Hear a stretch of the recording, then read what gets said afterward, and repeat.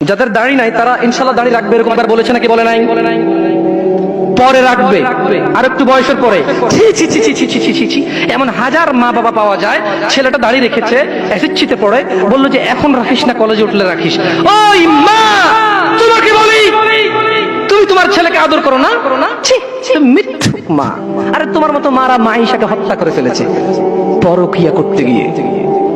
তোমার চাইতে মাইশার মা অনেক ভালো ছিল, মেয়েকে হত্যা করেছে, অন্তত ইসলামে তো বাধা দেয়নি।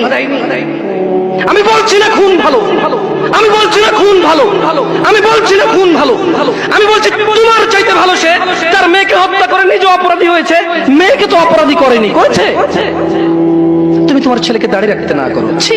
ঠিক আছে, তোমার ছেলে কলেজে যাবে না, এখানে মহিলারা ওয়াজ শোনে, এই কাগজ কি কেউ পৌঁছাতে পারবে? মহিলা লিখে দেবে তার ছেলে কতদিন বাঁচবে, লিখে দিবে তার ছেলে কলেজ পর্যন্ত বাঁচবে, তারপর দাঁড়িয়ে রাখবে, সে লিখে দেবে।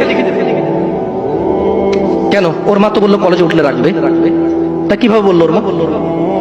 আপনি বলছেন যে কলেজ পর্যন্ত বাঁচবে কিনা লিখে দিতে পারবে না, তাহলে ওর মা কিভাবে বলে কলেজ উঠলে রাখবে? এই ছেলেটা কিভাবে বলে আর একটু বয়স হলে রাখবে? ও তো জানে কতদিন বাঁচবে, ঠিক এই জন্য নির্ধারণ করছে যে আমি তো 200 বছর বাঁচবো, ওকে 150 বছর পরে রেখে দেবো। এরকম না হলে সে কিভাবে বলে সে পরে বাঁচবে? ইয়া শিবাব, تعال إلى المسجد، تعال إلى الله جل وعلا। তাকে যখন বলা হয় মসজিদে এসে, সে বলে পরে লিখে দে কবে কতদিন বাঁচবি তুই, লেখ। এই ছেলে লেখ, হাসতেছেন হাসতেছেন, ইন্না লিল্লাহি। সে বলে পরে, তার এই কথাটা মিনিং করে সে জানে সে কতদিন বাঁচবে, তাই সে পরে এক সময় সময় করে এসে দিবে। ইন্না লিল্লাহি ওয়া ইন্না ইলাইহি রাজিউন। কত বড় মারাত্মক কথা! হায়াতের মালিক কে? গায়েবের মালিক কে? সে কিভাবে বলে সে পরে আসবে? সে মাগরিব পড়বে না, ঈশা পড়বে না, ফজর পড়বে না, সে মাগরিবে বলে কালকে ফজর থেকে পড়বো, সে রাতের গ্যারান্টি দিচ্ছে সে বাঁচবে। লিখে দে তুই রাত বাঁচবি।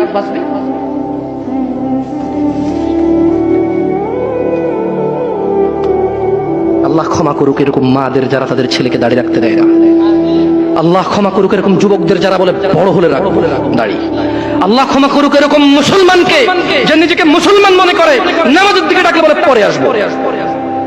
আচ্ছা শোনেন, দুনিয়া তুচ্ছ। দুনিয়া কি? জামশেদ মজুমদার বলেছে না, দুনিয়া তুচ্ছ। জামশেদ মজুমদার বলেছে? কে বলেছে? কে? আল্লাহ জাল্লা ওয়া আলা, রাব্বুস সামাওয়াতি ওয়াল আরদ, যিনি জমিন এবং আকাশের মালিক, তিনি বলেছে দুনিয়া তুচ্ছ, খেল তামাশার বস্তু। আর আল্লাহর কাছে যা আছে তা উত্তম, তা স্থায়ী। অনুধাবন করবে না তোমরা, অনুধাবন করবে না। শুনুন, সূরা মাআরিজ 29 পারা সূরা। আমি দুঃখিত, আপনাদের মনে হয় লেট হচ্ছে, অনেক কষ্ট হচ্ছে না? আমি ক্ষমা চেয়ে নিচ্ছি। আসলে এত রাত পর্যন্ত মাহফিল করে মানুষকে কষ্ট দেওয়া, এগুলো আমরাও দুঃখিত। অনেক দূর থেকে আসার কারণে আমরাই লেটে এসে পৌঁছাইছি, নাহলে হয়তো আপনাদেরকে আরো জলদি কথা বলতে পারতাম। আপনারা ক্ষমা করে দিন আমাকে। আমার মতো একটা ছোট্ট ছেলেকে শোনার জন্য আপনারা মুরব্বীরা বসে আছেন। আল্লাহ আপনাদের সবার গুনাহ ক্ষমা করুন। আল্লাহ বক্তার ভুল ত্রুটি থেকে শ্রোতাকে আশ্রয় দান করুন। আল্লাহ শ্রোতা এবং বক্তার দূরত্বতা দূর করে দিন। আল্লাহ শ্রোতাকে বক্তার কথা বুঝে শুনে মানার তৌফিক দান করুন। আল্লাহ বক্তার কথা থেকে বক্তাকে উপকৃত করে শ্রোতাকে উপকৃত করুন। আমরা একটু সূরা মাআরিজ পড়ে শোনাবো। এরপরে সূরা মাআরিজ পড়া শেষে আমি দুনিয়ার অনেক কথা আছে এখানে, সূরা মাআরিজে। আমি শুধু তরজুমা পড়বো, তাফসীর পড়বো না। এবং এই সূরাটা পড়ার পরে আমি একটু পরীক্ষা করবো আপনারা কে কি বুঝতে পারছেন। যদি আপনারা বুঝতে পারেন তাহলে গ্যারান্টি আপনার বাসায় যে কোরআন আছে ওইটা পড়লে আপনিও একদিন এখানে এসে কথা বলতে পারবেন ইনশাআল্লাহ।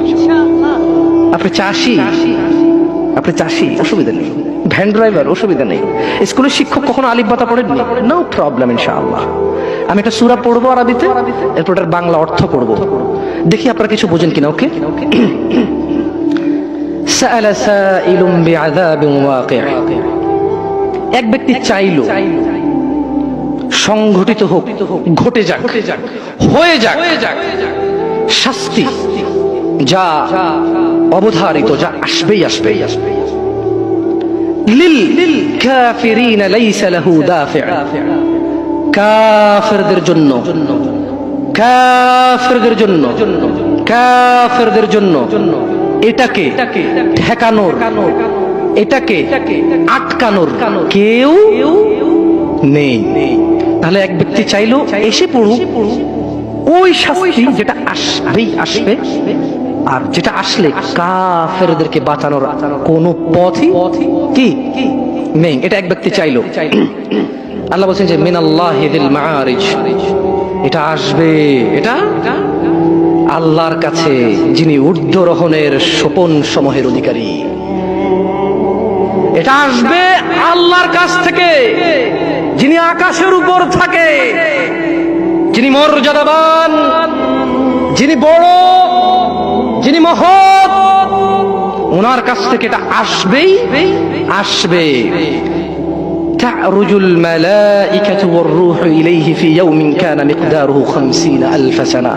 খেয়াল করবেন, ফেরেশতা এবং মানুষের আত্মা বা রূহ মরে গেলে যেটা বের হয়ে যায়, যেটা বের হয়ে গেলে আপনাকে মানুষ লাশ বলবে, মৃত বলবে, কোন কাজেরই না আপনি, সবার পায়ের নিচে। কোথায় আপনি? মরে গেলে কবর দেওয়ার পরে কি দিয়ে মাটি চটে? অপমান করে, তার মানে পা দিয়ে ছোটা অপমান না, এটা আল্লাহর দেওয়া বিধান।